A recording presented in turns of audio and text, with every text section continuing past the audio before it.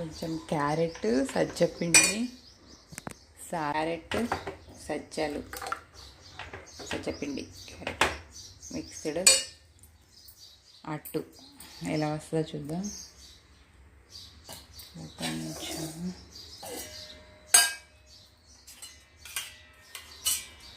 ఇది coconut oil,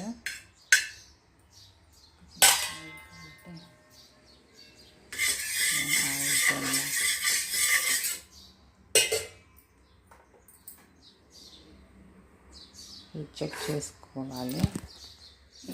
ఈరోజు మా లంచ్లోకి వంకాయ కర్రీ అండ్ క్యారెట్ కర్రీ చేసుకోవాలి. పెనం వేడెక్కింది. ఇప్పుడు సజ్జపిండిని వేస్తే అప్పు చేయండి. లాస్ట్ క్యారెట్ కూడా ఉంది. సో ఇది కుక్ అవ్వడానికి చాలా టైం పడుతుంది కాబట్టి దీన్ని నెమ్మదిగా కుక్ చేయాలి. మీద ఒక ప్లేట్ పెట్టేసేయాలి. అంతే. ఇది సజ్జ అట్టు ఎలా వస్తుందో చూడండి.